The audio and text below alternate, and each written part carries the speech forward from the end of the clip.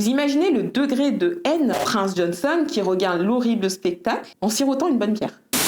Bonjour à tous, j'espère que vous allez bien, je suis Diana Nka et bienvenue sur ma chaîne. Aujourd'hui, on va s'intéresser à la période post-1980 du Libéria qui a été marquée par les conflits, la course au pouvoir et les ambitions démesurées, voire malsaines de certains hommes. Alors installez-vous bien avec vos pop-corn et votre thé, car c'est maintenant dans les Histopos. Dans une première partie, nous avons abordé l'histoire de la création du Libéria. Si vous n'avez pas encore visionné la première partie, je vous invite à appuyer sur pause, la regarder et à revenir sur cette vidéo après pour mieux comprendre toute la situation. Pour les autres, c'est parti. Alors où en étions-nous déjà? Ah oui, on en est à la mort de William Tolbert. Le 12 avril 1980, un homme nommé Samuel Doe, accompagné de ses hommes, tous des autochtones, assassine William Tolbert dans son palace. Il tue pratiquement toutes les personnes sur place. Ses ministres sont également exécutés. Une femme parvient néanmoins à prendre la fuite. Cette femme, c'est Ellen Johnson Sirleaf, alors ministre des Finances de Tolbert. Nous reparlerons d'elle un peu plus tard. Samuel Doe devient donc le nouveau chef de l'État du Libéria. Samuel Doe est né le 6 mai 1952 à Tucson, une petite ville située au sud du Libéria. Il s'enrôle dans l'armée à l'âge de 17 ans et suit une voie militaire. Il n'a pas suivi d'études universitaires et ne brille pas par sa diplomatie, si je puis dire. L'homme en a marre de la pression et de l'oppression que subissent les autochtones libériens et veut créer une société fondée sur la justice et la dignité humaine. Samuel Doe représente à ce moment-là le symbole de la lutte des autochtones et est considéré comme le nouvel espoir de l'égalité entre les autochtones et les américano-libériens. Il nomme à un poste clé de son gouvernement un jeune homme, nouvellement diplômé en économie, par une université américaine. Ce jeune homme, c'est Charles Taylor. On va d'ailleurs beaucoup parler de lui. D'ailleurs, nous en avons déjà parlé, ceux qui ont suivi la vidéo sur l'histoire politique de Sankara doivent s'en souvenir. Charles Taylor a une tâche importante. Il s'occupe des achats du gouvernement. Il manipule donc tout l'argent public. Et oui. Pendant ce temps, Samuel Doe, président, a du mal à prendre sa place. Il ne se sent pas respecté par ses pairs, les autres chefs d'État, et ceci n'est en réalité pas vraiment une illusion. D'ailleurs, il est détesté, et en particulier par Félix Houphouët-Boigny. Félix Houphouët-Boigny est à l'époque le président de la Côte d'Ivoire. Dans la vidéo sur Sankara, je vous parlais de son aversion pour Samuel Doe, tout simplement parce que Doe a assassiné son ami et allié, William Tolbert, ainsi que celui qu'il considérait comme son gendre, à savoir le fils de William Tolbert. En effet, comme je vous l'ai dit dans la vidéo de Sankara, le fils de Tolbert était marié à la filleule de Houphouët-Boigny. En plus, Samuel Doe a toujours une allure de militaire, arme à la taille. Lors des sommets et réunions diplomatiques, il présente mal. Pas de costume, anglais approximatif, ça ne passe pas. Il travaillera très dur pour soigner son allure et son niveau de langue. Pour ne rien arranger, après 3 ans de service, soit en 1983, on se rend compte que Charles Taylor, qui s'occupe des achats du gouvernement, détourne de l'argent de l'État à une hauteur de près de 1 million de dollars. On peut dire qu'il s'est mis bien, oui. Quand il est finalement pris, il craint pour sa vie et décide de s'enfuir pour les États-Unis. Il sera tout de même arrêté en 1984 car Samuel Doe délivrera un mandat d'arrêt international contre lui. Je ne saurais vous expliquer comment, mais Taylor est parvenu à s'enfuir de la prison américaine et rejoindra très rapidement la Libye.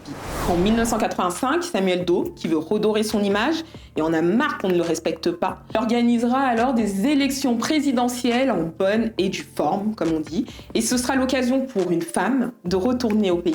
Cette femme, c'est Ellen Johnson Sirleaf. Je ne sais pas si vous vous souvenez, on parlait d'elle il y a quelques minutes, donc j'espère que vous en souvenez quand même. Mais Ellen Johnson Sirleaf, c'est l'ancienne ministre des Finances qui avait réussi à s'enfuir lors de la tuerie de William Tolbert et ses hommes. Elle rentre donc au pays pour faire campagne contre Samuel Doe. Samuel Doe sera tout de même officiellement élu président et Ellen Johnson Sirleaf sera contrainte de quitter le pays, craignant pour sa vie, naturellement. Or, selon les observateurs internationaux, Doe a fraudé et a falsifié les élections. Cette suspicion lui fera perdre encore plus en popularité. Diplomatiquement parlant, Samuel Doe est proche de l'allié historique, à savoir les États-Unis. Il sera d'ailleurs reçu par Ronald Reagan. Cependant, les États-Unis ne tarderont pas à prendre leur distance, car le régime Doe a mauvaise réputation. Nous sommes le 12 avril 1985 et un ancien compagnon de Doe, nommé Thomas Kuangpa, décide de faire un coup d'État.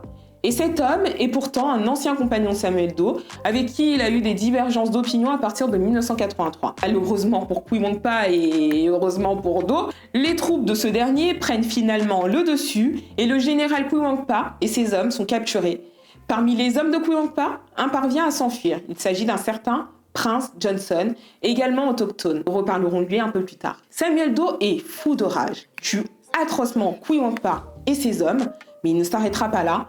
Pour dissuader tout autre soulèvement, il ira dans le village de Kuyonpa et tuera 3000 civils. Ces victimes ont pour seul point commun de faire partie de l'ethnie de Thomas Kuyonpa, à savoir les J.O. Ces événements encourageront Charles Taylor à prendre les armes. Étant lui-même à moitié J.O., il faut renverser Doe. Maintenant, il n'y a plus le choix. Grâce au soutien de Houphouët-Boigny, président ivoirien, Charles Taylor met en place la rébellion. Samuel Doe, lui, devient un peu plus paranoïaque chaque jour et ne s'entoure que de gens de son ethnie. Les crânes. Doe et ses hommes terrorisent littéralement la population et le tribalisme fait rage. Menant sa rébellion à la frontière ivoirienne, Charles Taylor crée un groupe rebelle, le NPLF, qui signifie National Patriotic Front of Liberia. Il est rejoint par Prince Johnson, qui a réussi à s'enfuir de la tentative de putsch en 1985. Et nous sommes maintenant en 1989. Prince Johnson dirigera une attaque contre un poste de police à Butuo, ville du nord du Libéria. C'est une réussite. Cet acte qui semble minime dans ce contexte marquera le début de la première guerre civile libérienne. Le NPLF mène cette guerre contre Doe et ses troupes, sauf que, souvenez-vous, Taylor aime l'argent et se rend rapidement compte que faire la guerre, c'est lucratif. Trafic de caoutchouc, de diamants, d'or, de fer, de bois, et j'en passe. Le problème, c'est que les intérêts commencent à diverger. Et entre Charles Taylor et Prince Johnson, ça ne va plus.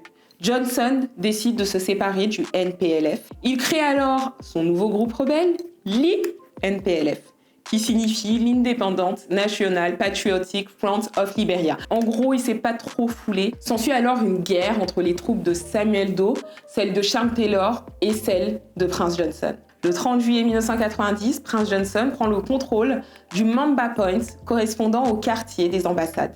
À ce moment-là, Charles Taylor contrôle, lui, 90% du pays, y compris l'aéroport. Prince Johnson a 1000 hommes. Ils sont moins nombreux, mais ils sont jugés plus efficaces que ceux de Taylor. Et les violences continuent de plus belle. Des enfants soldats sont recrutés, très souvent drogués, et les pires atrocités sont commises dans le pays, où règne l'anarchie, la violence et la guerre. Les États-Unis interviendront en milieu 90, mais repartiront très vite et rapatrieront tous les Américains sur place, car la situation est jugée ingérable. Les Comog, forces d'interposition de la CEDEAO, décident également d'intervenir avec des forces essentiellement ghanéennes et nigériennes. Leur intervention sauve temporairement Samuel Doe. Et comme je le dis souvent, ce qui devait arriver arriva. Prince Johnson a une idée, organiser une rencontre entre lui et Samuel Doe pour éventuellement s'allier contre Charles Taylor.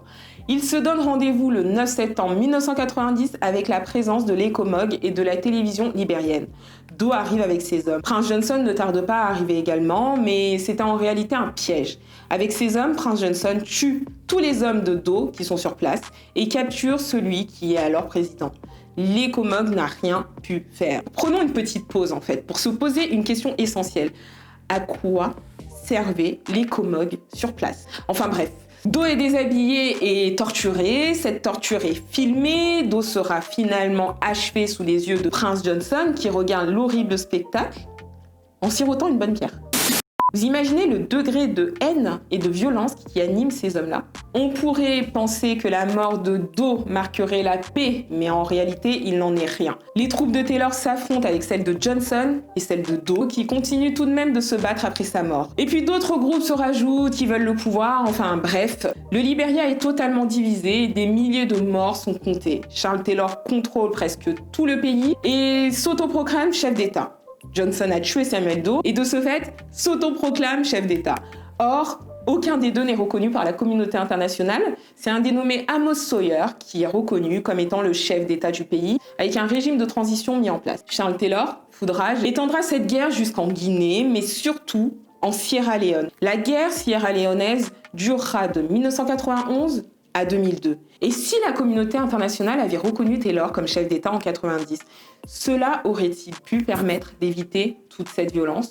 On ne le saura jamais. Mais ce qui est sûr, c'est que Taylor prend le dessus dans cette guerre qui continue et que Prince Johnson est dans l'obligation de prendre la fuite. Il se réfugie au Nigeria en 1992. La même année, Leoni décide d'un embargo sur les armes à Monrovia et les armes ne peuvent plus circuler librement dans la ville. Un accord de paix sera pourtant signé en 1993 à Cotonou grâce à la CEDEAO et la MONUL, mission d'observation des Nations Unies, sera déployée sur le territoire. Mais la paix sera en réalité de très courte durée et en 1994, les affrontements reprennent. Les élections seront finalement organisées en juillet 1997 suite à un cessez-le-feu. Ce sera l'occasion pour Ellen Johnson Sirleaf de faire son retour en finançant la campagne électorale de Charles Taylor, chose qu'elle regrettera plus tard. Ce qui est triste ou drôle, je ne sais même pas si je dois en rire ou en pleurer, c'est cette fameuse campagne présidentielle de Taylor. Pour qu'on vote pour lui, il a créé un slogan « Il a tué mon père, il a tué ma mère, je vais voter pour lui. Tu veux la paix? Vote pour moi. » Et le plus triste dans tout ça, c'est que ça a suffi à convaincre la population qui veut tout simplement la paix. Et les Libériens n'en peuvent plus. Charles Taylor sera élu à 75% le 19 juillet 1997 et devient officiellement président du Libéria, tout ce qu'il demandait depuis toutes ces années. Il l'a enfin. Logiquement, la paix doit revenir dans le pays, comme promis. Or, Taylor affirme sa réputation et met en place un régime de répression et totalement autoritaire. Diplomatiquement, ça ne se passe pas très bien non plus avec les autres États, et notamment avec les États-Unis, l'allié historique. En 1999, suite à l'apparition dans le nord d'un groupe armé nommé les Lourdes, Libériens unis pour la réconciliation et la démocratie, la guerre reprend. Il s'agit de la deuxième guerre civile libérienne. Puis c'est un autre groupe qui se manifeste et au final, le gouvernement de Charles Taylor perd le contrôle de 2/3 du pays. Beaucoup de civils perdent la vie, le désordre reprend jusqu'en 2003, année où Charles Taylor décide enfin de capituler, de quitter ses fonctions et de partir en exil au Nigeria. Nous sommes le 11 août 2003 et quelques jours plus tard, un accord de paix est signé. En tout, ces deux guerres ont causé la mort de 250 000 personnes officiellement et le mouvement de 1 million de réfugiés dans le monde. Après le départ de Taylor, son vice-président prend sa place. Des nouvelles élections seront organisées et le 11 novembre 2005, celle qui est surnommée The Iron Lady n'a jamais rien lâché. Ellen Johnson Sirleaf gagne les élections présidentielles à 59%. Il s'agira de la première femme présidente en Afrique. Elle sera réélue en 2011 et recevra le prix Nobel de la paix la même année. Aujourd'hui, c'est George Weah, ancien footballeur professionnel qui est président depuis le 22 janvier 2018. Et Charles Taylor dans tout ça.